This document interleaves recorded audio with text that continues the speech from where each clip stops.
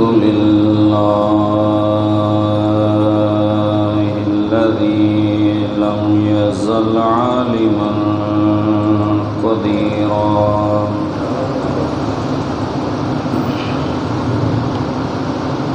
والصلاة والسلام على نبيه محمد الذي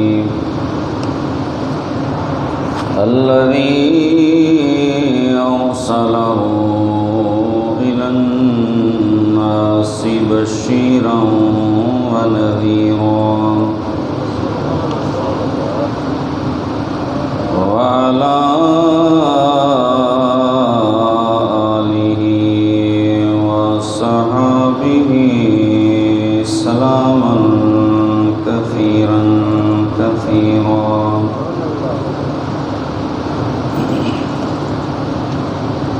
أما بعد فأعوذ بالله من الشيطان الرجيم.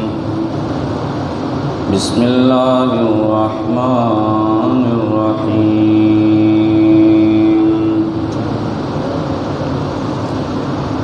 يا أيها الذين آمنوا استعينوا بالصبر والصلاة إن الله مع الصابرين. ولا تقولوا لمن يقتل في سبيل الله أموات بل أحياء ولكن لا تشعرون. صدق الله مولانا العظيم وبلغنا رسوله النبي الكريم الأمين الرؤوف الرحيم. إن الله وملائكته يصلون على النبي يا أيها الذين آمنوا صلوا عليه وسلموا تسليما. الصلاة والسلام عليك يا سيدي يا رسول الله وعلى آلك وصحابك يا سيدي يا حبيب الله. الصلاة والسلام عليك يا سيدي يا جد الحسن والحسين وعلى آلك وصحابك يا سيدي يا إمام القبلتين. مولاي صل وسلم دائما أبدا على حبيبك خير الخلق كلهم. لي خمسة نطفي بها حر الوباء الحاطمة المصطفى والمرتضى وابناهما والفاطمة. بندے پروردگارم امت احمد نبی دوست دارے چار یارم تابع اولاد علی مذہب حنفیہ دارم ملت حضرت خلیل خاک پائے غوث اعظم زیر سایہ ہر ولی. اے حسین ابن علی تیرا زمانہ یاد ہے.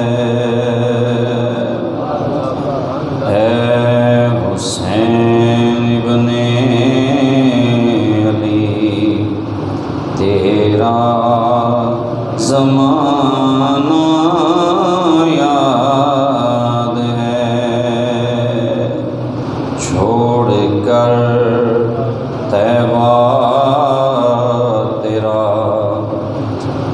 کربل کو جانا یاد ہے، چھوڑ کر طیبہ تیرا کربل کو جانا یاد ہے، چھوڑ کر طیبہ تیرا کربل کو جانا یاد ہے۔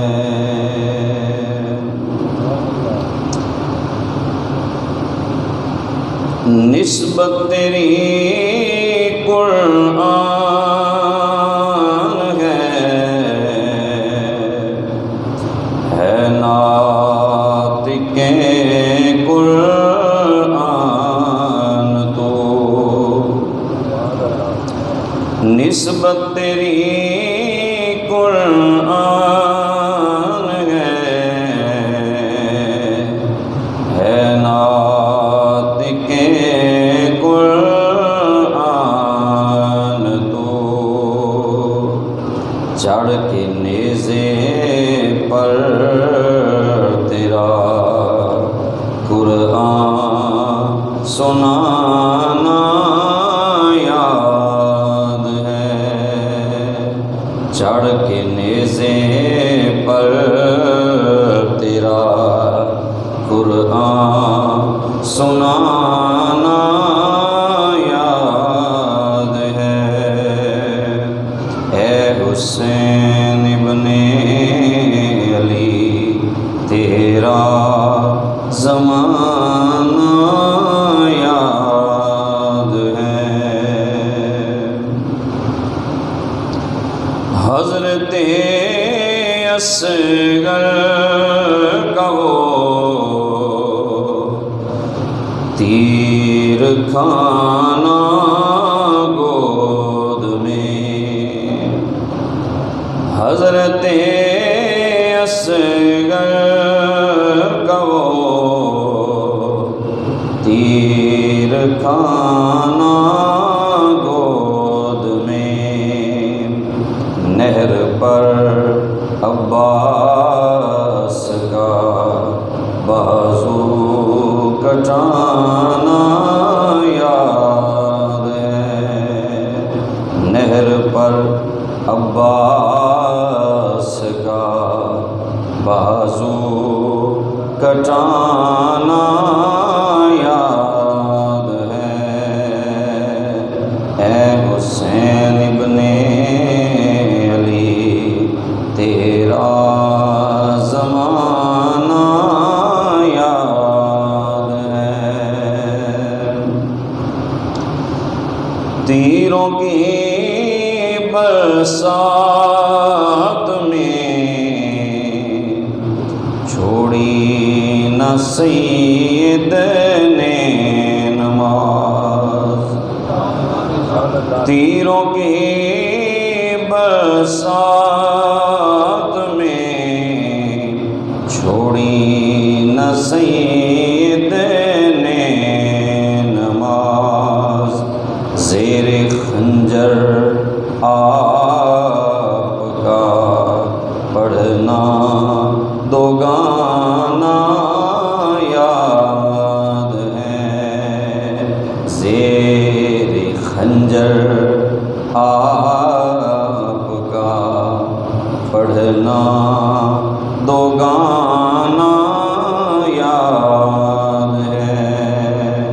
اے حسین ابن علی تیرا زمانہ یاد ہے، چھوڑ کر طیبہ تیرا کربل کو جانا یاد ہے۔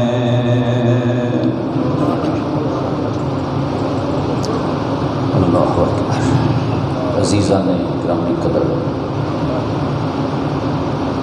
آج کے جمعہ المبارک کا موضوع جو آپ ملاحظہ فرما رہے ہیں، شہادت حضرت سیدنا امام علی مقام کے مقاصد اور حقائق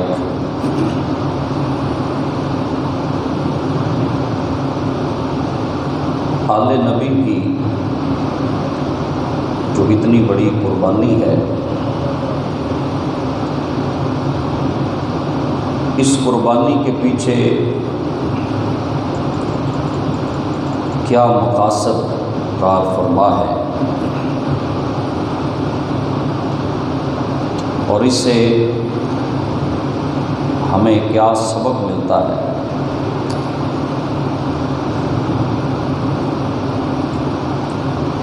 اور ہمیں سیرت امام علی مقام سے کیا سیکھنا چاہیے، یہ چیزیں محراب و منبر سے بہت کم بیان کی جاتی ہیں۔ صرف شہادت کو بیان کر دینا اور مقصد شہادت سے بے خبر رہنا، یہ محض شوق اور ذوق اور لذت کا فائدہ تو اس سے مل سکتا ہے، لیکن اس سے کوئی دینی نفع وہ حاصل نہیں ہوگا۔ تو حضرت سیدنا امام علی مقام کی زندگی سے، ان کی سیرت سے، ان کی شہادت سے، ان کے کردار سے ہم نے کیا سیکھنا ہے، یہ باتیں بھی انشاءاللہ آپ کے سامنے عرض کی جائے گی۔ اور جو دو آیتیں میں نے آپ کے سامنے پڑھی ہیں، موضوع سخن بنائی ہیں، فرمایا یا ایھا الذین آمنوا استعینوا بالصبر والصلاۃ، کہ اے ایمان والو صبر اور نماز کے ذریعے اللہ سے مدد مانگو۔ کوئی بھی مشکل آئے، پریشانی آئے، تکلیف آئے، دکھ آئے، امتحان آئے، تو سب سے پہلا کام تم نے کیا کرنا ہے؟ صبر کا دامن مضبوطی سے تھام لینا۔ استعینوا بالصبر، اور صبر کے ساتھ دوسری چیز کیا ہے؟ والصلاۃ، فرمایا صبر کا دامن بھی پکڑ لینا ہے، اور صبر کے ساتھ ساتھ تم نے دوسرا کام کیا کرنا ہے؟ اللہ کی بارگاہ میں سجدہ کرنا ہے، نماز پڑھنی ہے۔ یہ دونوں چیزیں بندہ مومن کے لیے مشکل کو دور کرنے کا بہترین ہتھیار ہے۔ ایک صبر ہے اور دوسری نماز۔ تو صبر کرو گے تو ملے گا کیا؟ فرمایا ان اللہ مع الصابرین، اگر تم صبر کرو گے تو اس کا انعام بہت بڑا ہے۔ فرمایا ان اللہ مع الصابرین، بے شک اللہ صبر کرنے والوں کے ساتھ ہے۔ کتنا بڑا انعام ہے کہ اس نیکی پر، اس وصف پر، جنت کی بات اللہ نے بعد میں فرمائی ہے، جنت کا ذکر اس کے بعد والی آیتوں میں ہے، لیکن پہلے فرمایا جنت تمہیں بعد میں ملے گی، پہلے جنت والا رب تمہارا ہو جائے گا۔ ان اللہ مع الصابرین، بے شک اللہ صبر کرنے والوں کے ساتھ ہے۔ تو امام حسین صابر ہیں، تو پتہ چلا کربلا میں حسین کے ساتھ رب تھا، کیونکہ اللہ صبر والوں کے ساتھ ہے نا، اللہ ظالموں کے ساتھ تو نہیں ہوتا، اللہ صابرین کے ساتھ ہے۔ تو کربلا میں صابرین کون ہیں؟ نبی کے اہل بیت ہے، تو ان کو اللہ کی سنگت حاصل ہے۔ اللہ ان کے ساتھ ہے۔ ان اللہ مع الصابرین، بے شک اللہ صبر کرنے والوں کے ساتھ ہے۔ اب یہاں ذہن میں سوال پیدا ہوتا ہے کہ وہ سر کٹ گئے، ان کے جسم کے ٹکڑے ہو گئے،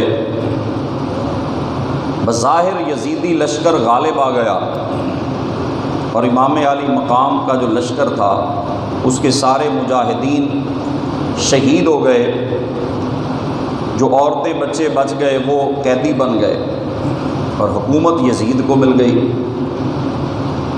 قرآن نے اس بات کی طرف بھی اشارہ کر دیا، فرمایا وَلَا تَقُولُوا لِمَن يُقْتَلُ فِي سَبِيلِ اللَّهِ أَمْوَاتٌ، فرمایا جو اللہ کی راہ میں مارے جائیں انہیں مردہ نہ کہنا۔ تم کیا سمجھتے ہو کہ کربلا میں حسین کا سر کٹ گیا تو وہ مردہ ہو گئے؟ فرمایا بل احیاء، وہ سر کٹا کے بھی زندہ ہے، وہ سر کٹا کے بھی کیا ہیں؟ اچھا، قرآن کی یہ فلسفی میں عرض کر رہا ہوں کہ کچھ لوگ چلتے پھرتے ہیں، اللہ ان کو کہتا ہے یہ مردہ ہے، قرآن میں موجود ہے۔ کچھ لوگ چلتے پھرتے کھاتے پیتے ہیں، سانس لیتے ہیں، لیکن رب کہتا ہے یہ کون ہے؟ مردے ہیں۔ آنکھیں ہیں، رب کہتا ہے اندھے ہیں۔ کان ہیں، رب کہتا ہے بہرے ہیں۔ زبانیں ہیں، رب کہتا ہے یہ گونگے ہیں۔ حالانکہ زبانیں ہیں، آنکھیں ہیں، کان ہیں، زندگی ہے، رب کہتا ہے یہ مردے ہیں۔ پتہ چلا جو اللہ سے دور ہو، جو اللہ سے دور ہو وہ سانس لے بھی تو مردہ ہے، وہ کھائے پیے بھی تو پھر بھی مردہ ہے، اور جو رب کے نام پر جان دے وہ جان دے کے بھی مردہ نہیں ہوتا، ہمیشہ کے لیے زندہ ہو جایا کرتا ہے۔ بل احیاء، فرمایا بلکہ وہ زندہ ہے۔ تو یا اللہ ہمیں تو نظر نہیں آتے وہ زندہ ہے۔ فرمایا وَلَٰكِن لَا تَشْعُرُونَ، تمہارے شعور چھوٹے ہیں، شہید کی زندگی بڑی ہے۔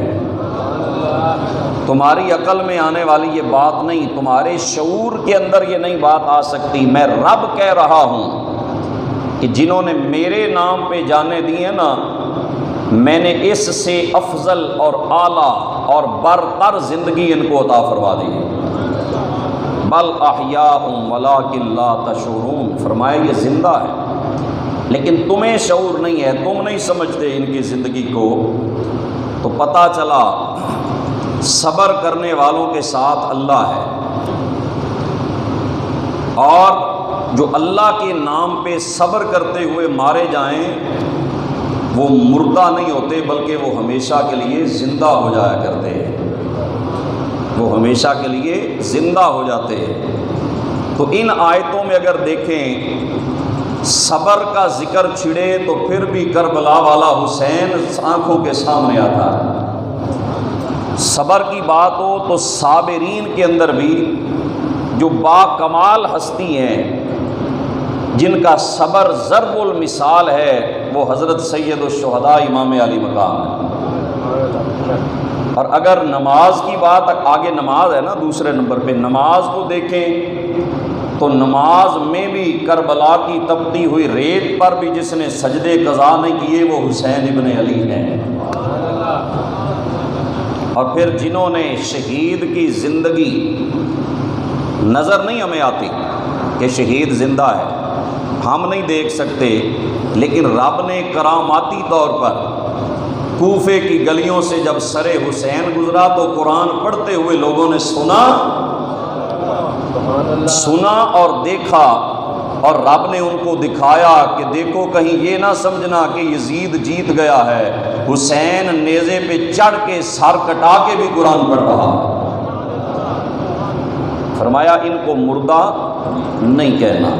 تو حضرت سیدنا امام علی مقام کی جو شہادت ہے، سب سے پہلے تو اس کے اندر یہ ایک عجیب بات یہ ہے کہ حضور نے پیدا ہوتے ہی خبر دے دی۔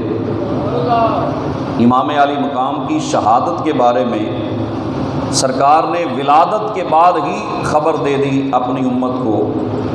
اس کے حوالے سے بہت سی روایتیں ہیں، میں 2 روایتیں عرض کرتا ہوں۔ حضرت ام فضل رضی اللہ تعالیٰ عنہ، یہ حضور کی چچی ہیں، حضرت عباس کی زوجہ ہے، اور ان کو یہ شرف حاصل ہے کہ حضرت سیدنا امام علی مقام کو دودھ بھی انہوں نے پلایا ہے اور پرورش بھی ان کے گھر میں ہوئی ہے۔ انہیں جناب حضرت امام علی مقام کو گود میں پالنے کا شرف حاصل ہے۔ تو یہ ان کے سامنے منظر تھا۔ وہ کہتی ہیں میں نے حضور کی گود میں امام حسین کو رکھا تو سرکار کی آنکھیں اشک بار ہو گئیں، حضور رونے لگے۔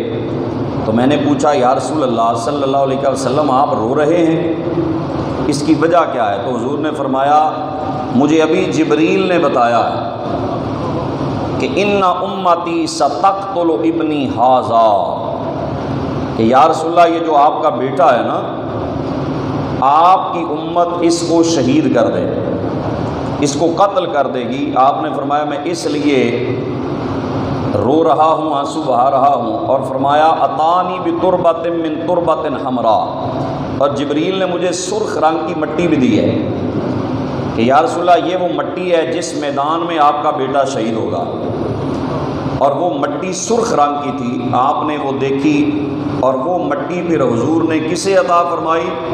حضرت جناب ام سلمہ کو عطا فرمائی۔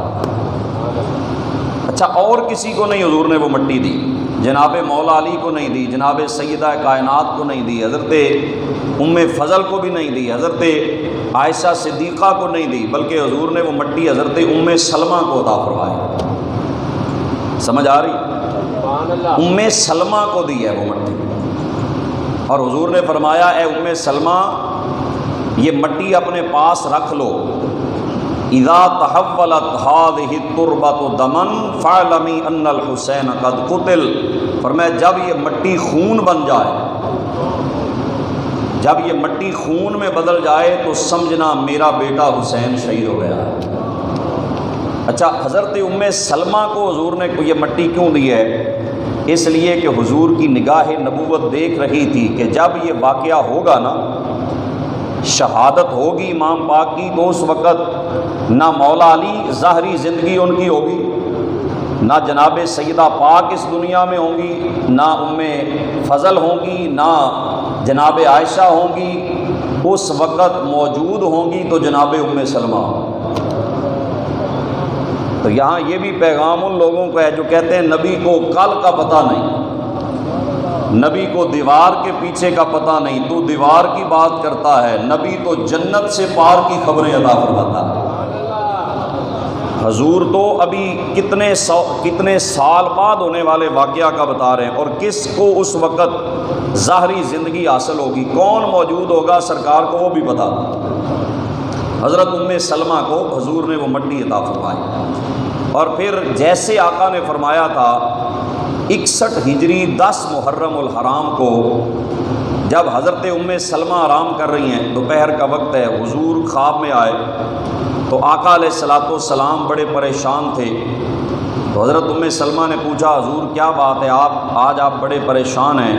حضور نے فرمایا میں ابھی کربلا سے آ رہا ہوں۔ اللہ اکبر، میں ابھی کربلا سے آیا ہوں، وہاں میرے بیٹے حسین کو شہید کر دیا گیا، اور اس وقت فرماتی ہیں میں اٹھی تو میں نے دیکھا کہ وہ مٹی جو تھی کربلا سے آئی تھی، وہ مٹی خون میں بدل چکی تھی۔ یعنی سرکار نے پہلے یہ خبر دی، اور مولا علی شیر خدا تاجدار حل عطا رضی اللہ تعالیٰ عنہ جب اس میدان سے گزرے کربلا سے، تو وہاں پہ حضرت مولا علی اترے، اور اتر کر آپ بیٹھے، اور بیٹھ کے آپ نے رونا شروع کر دیا۔ یحییٰ حضرمی وہ سوال کرتا ہے کہ حضور آپ یہاں رو کیوں رہے ہیں میدان کربلا کے اندر؟ تو مولا علی پاک نے فرمایا ہا ہنا مناخ و رکابہم، فرمایا یہاں پر ان کے اونٹ بیٹھیں گے، نشانی لگا رہے ہیں مولا علی، یہاں پہ ان کے اونٹ بیٹھیں گے، وموضع رحالہم یہاں پہ خیمے لگائیں گے، ومحراق دمائہم اور فرمایا یہاں پہ ان کا خون گرے گا۔ پوچھا حضور وہ کون ہیں جن کی آپ بات کر رہے ہیں؟ تو مولا علی فرمانے لگے فئۃ من آل محمد صلی اللہ علیہ وسلم، یہ آل محمد کا ایک گروہ ہوگا، یقتلون بہذہ العرصا، اس میدان میں انہیں شہید کیا جائے گا۔ اور فرمایا تبکی علیہم السماء والارض، وہ اس قدر بڑی شہادت ہوگی اور ظلم اتنا ہوگا، فرمایا آسمان بھی ان پر روئے گا، زمین بھی ان پر روئے گا، آسمان بھی آنسو بہائے گا، روئے گا، اور زمین بھی ان کی شہادت پر روئے گی۔ اور یہ وہ جگہ ہے جس کو کہتے ہیں کرب و بلاء، اس کا اصل نام ہے کرب و بلاء، جس میں مصیبتیں ہی مصیبتیں ہیں، بلا ہی بلا ہے۔ اور وہ مصیبتوں والی جگہ، وہ کرب والی جگہ جس کی خبر آقا نے مولا علی کو دی تھی، مولا علی نے امام حسین کو عطا فرمائی تھی۔ جب وہ یہاں پہ پہنچے تو امام علی مقام جب یہاں پہ پہنچے تو آپ نے یہاں پہ خیمے لگائے، تو فرمایا ہا ہونا محط و رحالنا، یہاں پہ ہم خیمے لگائیں گے۔ جہاں مولا علی نے نشاندہی کی تھی نا، اسی جگہ فرمایا یہاں پہ ہم خیمے لگائیں گے۔ وصف کو دمائنا، اور فرمایا یہاں ہمارا خون بہے گا۔ وہ محل و قبورنا، اور یہاں پہ ہماری قبریں بنیں گی۔ وہ تو پہلے ہی بتا رہے تھے کہ یہاں پر ہماری قبریں بنیں گی۔ کہاں سے آپ نے لیا؟ کہنے لگے حدثنی جدی رسول اللہ، مجھے یہ خبر میرے نانا جان تاجدار انبیاء نے خود عطا فرمائی ہے کہ یہاں پہ ہم شہادت پیش کریں گے، یہاں ہمارے بچے شہید ہوں گے، یہاں پہ ہمارے ساتھ ظلم ہوگا۔ یہ ساری خبریں جناب سیدنا امام علی مقام نے پہلے ہی دے دی، فرمایا یہ واقعہ ہوگا۔ اب کئی صحابہ نے روکا تھا کہ آپ نہ جائیں کوفے میں، حضرت عبداللہ ابن عباس نے روکا، عبداللہ ابن زبیر نے روکا، عبداللہ ابن جعفر طیار نے روکا، اور بھی صحابہ کا ذکر آتا ہے، انہوں نے کہا آپ کوفے نہ جائیں، لیکن سب کی بات آپ نے رد کر دی۔ اور اس کی وجہ کئی لوگ کہتے ہیں جی کیوں گئے تھے، تو وہ بھی سن لیں۔ آپ نے بیان فرمایا، آپ نے فرمایا میرا جانا ضروری ہے، تم مجھے اپنی عقل سے مشورے دے رہے ہو، مجھے میرے نانا جان نے خواب میں حکم عطا فرما دیا ہے، مجھے میرے نانا جان نے حکم دے دیا ہے کہ کربلا میں جانا ہے، کربلا میں جانا ہے۔ اور حج کے دن تھے 8 ذوالحج، جس دن حاجی وہاں پہ احرام باندھتے نا حج کا، 8 ذوالحج تھی جس دن امام علی مقام مکہ سے نکلے۔ جب مکہ سے آپ گئے ہیں نا تو لوگ حج کے لیے آ رہے تھے، لیکن جن کے قدموں سے کعبہ آباد ہے، جن کے قدموں سے مقام ابراہیم آباد ہے، جن کے قدموں سے صفا مروہ کی رونقیں ہیں، وہ آقا حسین آج مکہ چھوڑ کر اللہ کا گھر چھوڑ کے جا رہے ہیں۔ 8 ذوالحج کو آپ غور کریں، کوئی جتنا بھی گناہ گار بندہ ہو نا، حج کے دن آ جائیں تو وہ کہتا ہے یار حج کر کے جائیں گے، تو امام علی مقام نے حج کا انتظار نہیں کیا کہ 8 ذوالحج جب 2 دن رہ گئے ہیں عید الاضحیٰ میں، قربانی میں اور حج میں، لیکن آپ جا رہے ہیں، تو یہاں سے اشارہ یہ مل رہا ہے کہ جس مشن کے لیے آقا حسین جا رہے تھے وہ حج سے بھی بڑا مقصد تھا، وہ حج سے بھی بڑا مشن تھا، جس کی وجہ سے آپ نے حج کو چھوڑ دیا، کیونکہ حج میں صرف آپ کا ذاتی فائدہ تھا، لیکن کربلا میں جانے سے پوری امت کا فائدہ ہے۔ آپ نے یہ دیکھا کہ حج تو اور بھی لوگ کر رہے ہیں، حج پہ تو لاکھوں لوگ آئیں گے، حج کریں گے، سارا کچھ ہوگا، لیکن مجھے کربلا میں ڈیرا لگانا ہے، میرے نانا جان کا حکم ہے اور میں نے کربلا کے اندر جانا ہے۔ حضرت سیدنا امام علی مقام اس طرح پھر گئے کوفے کے راستے پر، اور پھر وہاں سے آپ کو کربلا جانے پہ مجبور کر دیا گیا۔ غور کا لشکر آیا، اس نے آپ کو وہاں لے جانے پہ مجبور کیا۔ اصل میں تو تقدیری فیصلے تھے نا، یہ ہونا ہی تھا۔ جب کربلا میں پہنچے تو سارا کچھ امام علی مقام نے پہلے ہی، آپ کو علم تھا، اشارے مل چکے تھے کہ یہاں پہ شہادت ہوگی، تو آپ نے جو خطبہ اپنے اہل بیت کو عطا فرمایا، اہل بیت کو جو خطبہ عطا فرمایا، سب کو جمع کیا کربلا میں، اور وہاں پہ یہ چند لفظ آپ کے سنے۔ آپ نے فرمایا اللہم انا اطرات نبی کا محمد صلی اللہ علیہ وآلہ وسلم، اے اللہ ہم تیرے نبی کی اولاد ہیں، اے اللہ ہم تیرے نبی کی اولاد ہیں، قد اخرجنا ان حرام جدنا، اے اللہ تو جانتا ہے ہمیں ہمارے نانا کے حرم سے نکالا گیا۔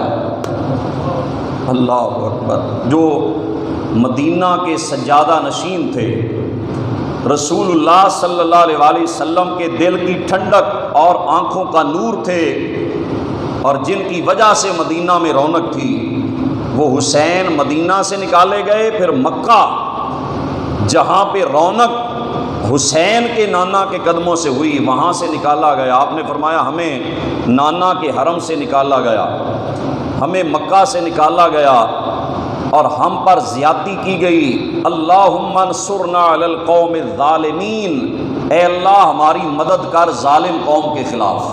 یہ آپ نے دعا فرمائی، اور پھر فرمایا کہ اکثر الناس عبید الدنیا، فرمایا سنو خطبہ جو امام عالی مقام نے دیا، فرمایا اکثر لوگ یہ دنیا کے غلام ہیں، اکثر لوگ فرمایا دنیا کے غلام ہیں۔ والدین لائق علی السنتہم،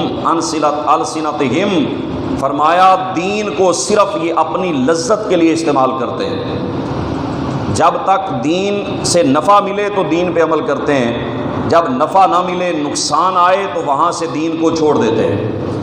آسانی والے کام دین کے وہ تو سارے ہی کرتے ہیں، حج کر لیا، عمرہ کر لیا، ٹھیک ہے، روزے رکھ لیے، لذت والے کام تو سارے کرتے ہیں۔ فرمایا جب دین پر مشکل وقت آئے تو اس وقت نکلنا اور دین کو بچانا یہ حسین ابن علی کا طریقہ ہے۔ آپ نے فرمایا اکثر لوگ دین کو اپنے نفع کے لیے استعمال کرتے ہیں۔ اور پھر جناب سیدہ زینب ہیں، سیدہ سکینہ ہیں، اور دیگر اہل بیت جناب امام علی مقام کے، ان کو آپ نے جو ارشاد فرمایا وہ کیا ہے؟ فرمایا اصبرنا علی مصابتی، تم نے میری مصیبت پہ صبر کرنا ہے۔ یہ امام علی مقام کا پیغام تھا کہ میرے بعد تم نے کیا کرنا ہے؟ صبر کرنا ہے۔ اور فرمایا مجھے جب شہید کیا جائے تو تم نے چہرے پہ تھپڑ نہیں مارنے، تم نے کپڑے نہیں پھاڑنے، تم نے واویلا نہیں مچانا، تم نے صبر کرنا ہے۔ کیا سبق دیا کہ تم نے صبر کرنا ہے؟ آپ نے صبر کی تلقین فرمائی، اور پھر آپ نے فرمایا خاص طور پہ حضرت سیدہ زینب کو، یہ سیدہ زینب سلام اللہ علیہا یہ کون خوش بخت خاتون ہے؟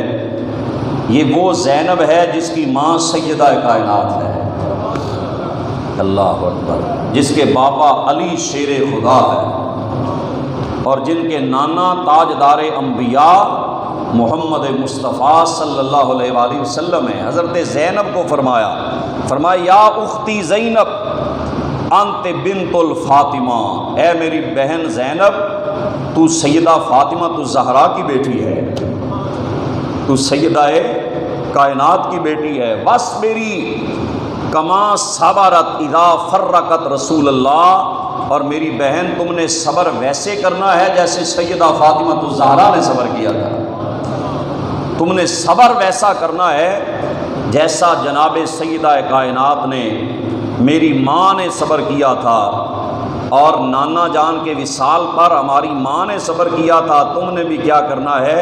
میری وفات پر، میری شہادت پر تم نے صبر کرنا ہے۔ اور علامہ اقبال نے ایک بڑی خوبصورت بات کی ہے، وہ فرماتے ہیں کہ حدیث عشق دو بابست کربلا و دمشق، یکے از حسین فتح کرد و دیگر زینب۔ علامہ اقبال کہتے ہیں عشق کی جو کتاب ہے نا، اگر اس کتاب کو کھولا جائے تو اس کے دو ہی باب ہیں۔ توجہ فرمائیں، بات بہت بڑی ہے۔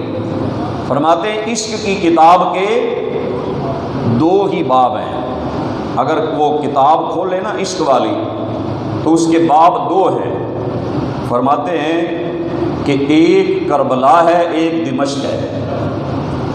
کربلا و دمشق یکے از حسین فتح کرد و دیگر زینب، ایک باب سارے کا سارا حسین ہے، دوسرا سیدہ زینب۔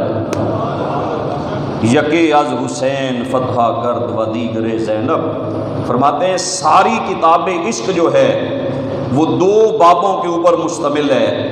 ایک باب کا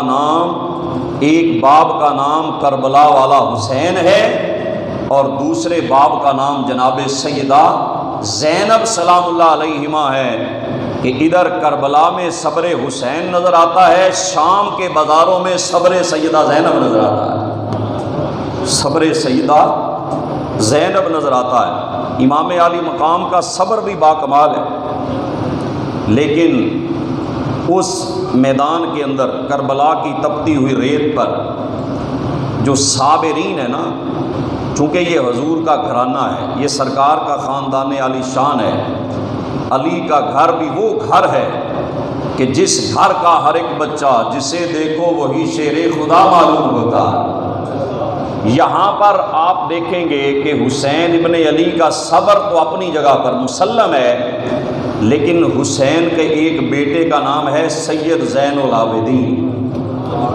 4 بیٹے ہیں ٹوٹل، حضرت سیدنا امام علی مقام کے 4 بیٹے۔ ایک بیٹے کا نام ہے حضرت علی اکبر، ایک کا نام ہے علی اصغر، ایک کا نام ہے علی اوسط، یعنی جنہیں امام زین العابدین کہا جاتا ہے، اور ایک کا نام تھا جعفر ابن حسین۔ جعفر ابن حسین بچپن میں وصال کر گئے۔ 3 بیٹے تھے کربلا میں امام کے ساتھ، ایک تو حضرت علی اکبر جوان تھے، حضرت جو زین العابدین ہیں ان کی عمر 18 سال تھی، اور حضرت سیدنا علی اصغر کی عمر ابھی صرف 6 مہینے تھی، صرف 6 ماہ آپ کی عمر تھی۔ اب حضرت علی اکبر جو تھے ان کے بارے میں روایتوں میں آتا ہے کہ ان کو یہ اللہ نے وصف دیا تھا کہ ان کی صورت جو تھی وہ رسول اللہ جیسی تھی۔ اللہ، ان کو دیکھ کر سرکار کی یاد تازہ ہو جاتا ہے۔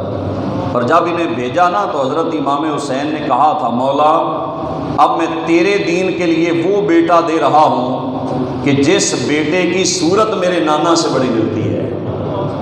جب میں دیکھنا چاہتا تھا نا سرکار کے چہرے کی زیارت کرنے کو دل کرتا تو آل محمد کیا کرتے، جناب علی اکبر کو دیکھ لیتے، علی اکبر کی صورت میں صورت مصطفیٰ نظر آتے تھے۔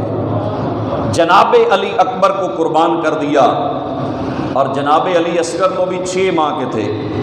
حضرت سیدنا علی اصغر کی بھی شہادت ہوئی، اور امام زین العابدین جو تھے انہوں نے سارا منظر اپنی آنکھوں کے سامنے دیکھا، سب کچھ اپنی آنکھوں کے سامنے دیکھا، اور پوری زندگی ان کے بارے میں آتا ہے کہ پوری زندگی کبھی آپ ہنسے نہیں تھے۔ کربلا کے بعد بڑے سال رہے لیکن کبھی آپ ہنسے نہیں تھے۔ کسی نے پوچھا کہ آپ ہنستے نہیں، تو انہوں نے جواب دیا، حضرت امام زین العابدین فرمانے لگے کہ حضرت یعقوب علیہ السلام کا ایک بیٹا گم ہوا تھا، حضرت یوسف۔ انہوں نے فرمایا حضرت یعقوب کے ایک یوسف گم ہوئے تھے نا تو ساری زندگی روتے رہے، اتنا روئے کہ وَابْيَضَّتْ عَيْنَاهُ، آنکھوں کی بینائی ختم ہو گئی۔ تو جناب امام زین العابدین فرمانے لگے، جناب یعقوب کا تو ایک یوسف گیا تھا نا، میری آنکھوں کے سامنے تو کئی یوسف گئے، میں نے تو بڑے یوسف دیکھے ہیں، میری آنکھوں کے سامنے قاسم میرے سامنے شہید ہوئے ہیں، میرے سامنے اونو محمد کی شہادت ہوئی ہے، میرے سامنے جناب غازی عباس میرے چچا کی شہادت ہوئی ہے، میرے سامنے میرا 6 مہینے کا بھائی علی اصغر شہید ہوا ہے۔ میں نے اپنی آنکھوں کے سامنے اپنے بھائیوں کی لاشیں دیکھی ہیں، اپنے چچاؤں کی لاشیں دیکھی ہیں، اور میں نے اپنی آنکھوں کے سامنے اپنے بابا سید الشہداء امام علی مقام کو شہید کا ہوتے ہوئے دیکھا ہے۔ تو جن کا ایک یوسف گیا تھا وہ کبھی نہیں ہنسے تھے، میرے تو کئی یوسف چلے گئے، میری تو آنکھوں کے سامنے کئی یوسف گئے ہیں۔ حضرت سیدنا امام علی مقام، آپ نے سب کچھ اپنی آنکھوں کے سامنے سارے قربان ہوتے ہوئے دیکھے، کیونکہ شہادت تو بیان نہیں ساری ہو سکتی، لیکن جو ہستیاں آنکھوں کے سامنے گئی ہیں، کسی کا ایک بیٹا چلا جائے نا، اس کے ہوش خطا ہو جاتے ہیں، اس کو سمجھ نہیں آتی، دیوانہ ہو جاتا ہے، پاگل ہو جاتا ہے۔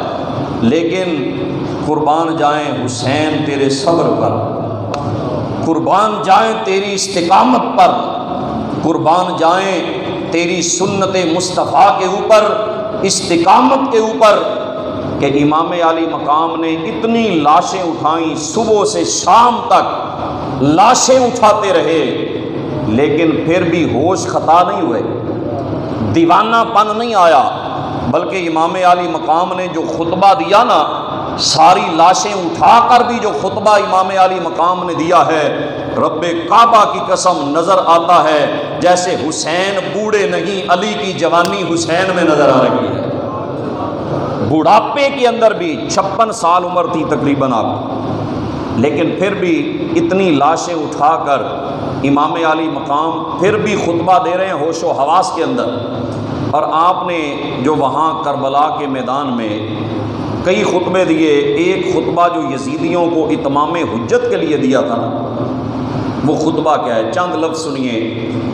آپ نے فرمایا کہ میری بات سن لو، غور سے سنو، میرے بارے میں جلدی نہ کرنا، توجہ سے سن لو میں کون ہوں۔ یہ اپنا تعارف امام حسین کروا رہے ہیں، فرمایا سنو میں کون ہوں، تم اگر مجھے نہیں جانتے تو جان لو میں کون ہوں۔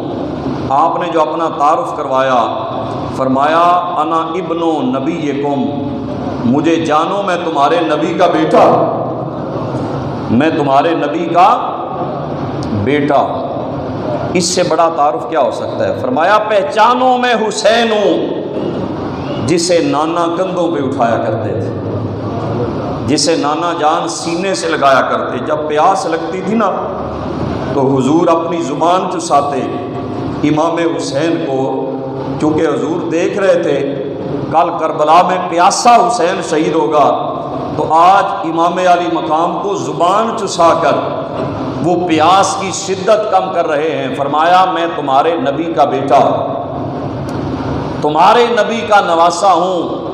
اور آگے آپ نے فرمایا مجھے پہچانو، میرے بابا جو ہے نا، میرے والد، ان کا نام علی شیر خدا ہے، میرے بابا کا نام علی ہے، اور میری ماں کا نام سیدہ فاطمہ الزہرا، میری ماں سیدہ فاطمہ الزہرا ہے۔ اور فرمایا جو جعفر طیار ہیں میرے چچا ہیں، جناب جعفر طیار میرے چچا ہیں، جناب حمزہ سید الشہداء فرمایا میرے والد علی کے چچا ہیں، اور میرے بارے میں اور میرے بھائی حسن کے بارے میں رسول اللہ نے فرمایا۔ دیکھو ہوش کام کر رہا ہے، حدیثیں بیان کر رہے ہیں، فرمایا میرے بارے میں اور میرے بھائی امام حسن کے بارے میں رسول اللہ نے فرمایا ہے ان الحسن والحسین سیدہ شباب اہل الجنہ۔ فرمایا دنیا والو سنو، میرا حسن اور حسین جنتی جوانوں کے سردار ہیں، حسن اور حسین جنتی جوانوں کے سردار ہیں۔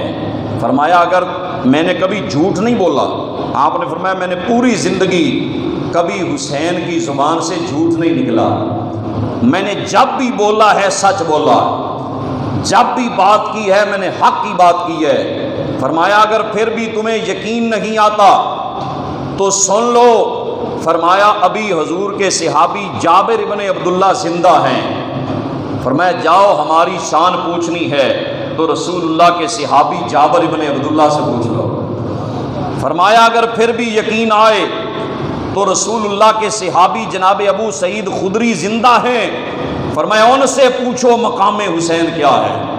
فرمایا پھر بھی یقین آئے تو سہل ابن سعد صحابی رسول زندہ ہیں، ان سے پوچھ لو۔ فرمایا پھر بھی یقین آئے تو جناب زید ابن ارقم وہ صحابی رسول ہیں، بوڑھے ہیں، ان سے پوچھ لو۔ فرمایا پھر بھی یقین آئے تو حضرت انس بن مالک جو صحابی رسول خادم رسول ہیں ان سے پوچھو مقام حسین کیا ہے، مقام حسین کیا ہے۔ جب آپ نے یہ خطبہ دیا یزیدیوں پہ اثر نہ ہوا، لیکن ایک خوش بخت شخص تھا کربلا میں، خوش بخت انسان تھا جس کا نام تھا حر۔ اور آج بھی کربلا میں جہاں شہدائے کربلا کے مزارات ہیں نا، وہاں ایک مزار ہے جناب حر کا۔ حر نے جب آپ کا خطبہ سنا نا تو آنکھوں میں آنسو جاری ہو گئے، تقدیر بدل گئی، ارادے بدل گئے، آنکھوں میں اشک جاری ہیں۔ جا کے عمر ابن سعد سے کہا، عمر ابن سعد تم حسین سے لڑو گے؟ اس نے کہا ہاں اتنا لڑوں گا، تلواریں ٹوٹیں گی، تیروں کی بارش ہوگی۔ تو حر بن یزید کہنے لگا کہ اگر تو حسین سے لڑے گا تو پھر سن لے، مجھے ایک طرف سے جنت کی خوشبو آ رہی ہے اور دوسری طرف سے جہنم کی بدبو آ رہی ہے، مجھے حسین کے خیموں سے جنت کی خوشبو آ رہی ہے اور تمہاری طرف سے جہنم کی بدبو آ رہی ہے، اور میں تجھے چھوڑ کر جا رہا ہوں مصطفیٰ کے شہزادے حسین کے قدموں۔ حر کے نصیب بدل گئے، حر کے مقدر اچھے تھے، اللہ نے اسے ہدایت عطا فرما دی۔ حر آئے جناب امام علی مقام کے قدموں میں اور اتر کر آپ سے معافی مانگی کہ حضور میں معافی چاہتا ہوں، جو مجھ سے غلطیاں ہو گئیں مجھے معاف کر دیں، مجھے اب سمجھ آ گئی ہے کہ آپ حق پر ہیں اور یہ باطل پر ہے۔ جن کو ابھی بھی سمجھ نہیں نہ آئی حق پہ یزید تھا یا حسین تھا، وہ اپنے نصیبوں پہ روئیں۔ ارے یزید کے سپاہیوں کو پتہ چل گیا یزید جھوٹا ہے حسین سچا، یزید جھوٹا ہے حسین سچا ہے۔ یزیدیت جھوٹ کا نام ہے، یزیدیت باطل کا نام ہے، حسینیت حق اور سچ کا نام ہے۔ اسے سمجھ آ گئی کہ یزید جھوٹا ہے، آقا حسین سچے۔ اور پھر اس لشکر میں سب سے پہلے جو شہید ہوئے وہ حضرت حر ہے، جن کا وہاں پہ مزار ہے، جن کو اللہ کریم نے چن لیا امام علی مقام کی غلامی کے لیے، امام حسین کی خدمت کے لیے۔ تو یہ سب کچھ لٹایا کربلا کی ریت پر، اس کا مقصد کیا تھا؟ کس لیے آپ نے یہ سب کچھ قربان کیا؟ حکومت مقصد؟ بولیں ذرا، حکومت آپ کا مقصد نہیں تھا۔ حکومت تو امام علی مقام کے گھر کی لونڈی ہے، جنہیں اللہ نے جنتی جوانوں کا سردار بنایا ہو، اسے دنیا کی حکومت کی کیا ضرورت ہے؟ کیوں جی؟ اسے اس کے قدموں کی ٹھوکر پر ہے ساری دنیا کی حکومت۔ امام علی مقام کا اصل مقصد یہ تھا کہ یزید فاسق ہے، یزید فاجر ہے، یزید ظالم ہے، بے نماز ہے، شرابی ہے، زانی ہے۔ کسی شرابی، زانی اور کسی فاسق و فاجر کی بیعت کرنا یہ حسین کی شان کے خلاف ہے۔ اب سمجھ آ گئی؟ آپ نے اس لیے سب کچھ لٹایا ہے لیکن یزید کی بیعت نہیں کی۔ اور حیرانگی ہوتی ہے کہ یہ انٹرنیٹ کا دور ہے، ہر بندہ مفکر ہے، ہر بندہ محقق ہے۔ وہ ایک مولانا صاحب ہیں، وہ اس پہ نیٹ پہ وہ کہہ رہے تھے کہ امام حسین نے بیعت کر لی تھی۔ وہ کہتا ہے میں نے تحقیق کی ہے کہ امام حسین نے بیعت کر لی تھی۔ ارے عقل کے اندھے، اگر بیعت کرنی ہوتی تو مدینہ چھوڑ کے یہاں کوفے میں کربلا میں کیوں آتے؟ مدینہ میں بیعت کر لیتے۔ اگر بیعت کرنی ہوتی تو مکے میں کر لیتے۔ بیعت کرنی ہوتی تو علی اصغر، علی اکبر، جناب اون و محمد کی جانیں قربان کیوں ہوتی؟ بیعت کی تو بات تھی۔ حسین نے فرمایا جان جا سکتی ہے پر حسین کسی جھوٹے کے ہاتھ میں ہاتھ نہیں دے سکتا، اور ہمیں کسی اور سے سننے کی ضرورت نہیں۔ ہمارے خواجہ سلطان الہند پہلے ہی بتا گئے، خواجہ غریب نواز فیصلہ پہلے ہی کر گئے ہیں کہ شاہ است حسین۔ بولیں ذرا شاہ است، سارے بولیں شاہ است حسین، بادشاہ است حسین، دین است حسین، دین پناہ است حسین، سرداد نداد دست در دست یزید، حقا کے بنائے لا الہ است حسین، حقا کے بنائے لا الہ است حسین۔ انہوں نے فیصلہ کر دیا ہے کہ حسین نے جان دے دی ہے، سر کٹایا ہے، پر یزید کے ہاتھ میں ہاتھ نہیں دیا۔ حقا کے بنائے لا الہ است حسین، دوویں رخ نے اگدے زمین اتے۔ اس شعر سے ہی آپ کو سمجھ آ جائے، دوویں رخ نے اگدے زمین اتے، کوئی امب تے کوئی بکین ہوتا۔ ہو سکتا ہے فارسی آپ کو سمجھ نہ آئے، پنجابی سمجھ آ جائے۔ دوویں رخ نے اگدے زمین اتے، کوئی امب تے کوئی بکین ہوتا۔ کوئی بندہ زمانے لئی آر ہوندا تے کوئی زندگی دا نصف العین ہوندا۔ کوئی سکھ ہوندا، کوئی دکھ ہوندا سر تو پیر تکر، تے کوئی سر تو پیر تکر چین ہوندا۔ جیڑا تخت بچاوے یزید ہوندا، جیڑا دین بچاوے حسین ہوندا۔ جیڑا تخت بچاوے یزید ہوندا، جیڑا دین بچاوے حسین ہوندا، جیڑا دین بچاوے حسین ہوندا۔ پھر خواجہ معین الدین چشتی اجمیری کی روح خوش ہو جائے، آج اجمیر میں خوش ہو جائے کہ شاہ است حسین، بادشاہ است حسین، دین است حسین، دین پناہ است حسین، سرداد نداد دست در دست یزید، حقا کے بنائے لا الہ است حسین، حقا کے بنائے لا الہ است حسین۔ حسین تیرا حسین میرا، جس کا ہے سارے بولو، حسین تیرا حسین میرا، حسین ان کا حسین ان کا، حسین ان کا حسین ان کا، حسین رب کا حسین سب کا، حسین رب کا حسین سب کا، وہ خشکیوں کا سمندروں کا، وہ خشکیوں کا سمندروں کا، وہ صوفیوں کا کلندروں کا۔ حسین گھر حسین کرنا شہید ہوتا تو آج گھر گھر یزید ہوتا، نبی کی سنت عیا نہ ہوتی، خدا کے گھر میں اذان نہ ہوتی۔ حسین تیرا حسین میرا، حسین ان کا حسین ان کا، حسین رب کا حسین سب کا۔ تو اللہ کریم ہمیں مقصد حسینی نصیب فرمائے۔ وما علیہ الا البلاغ۔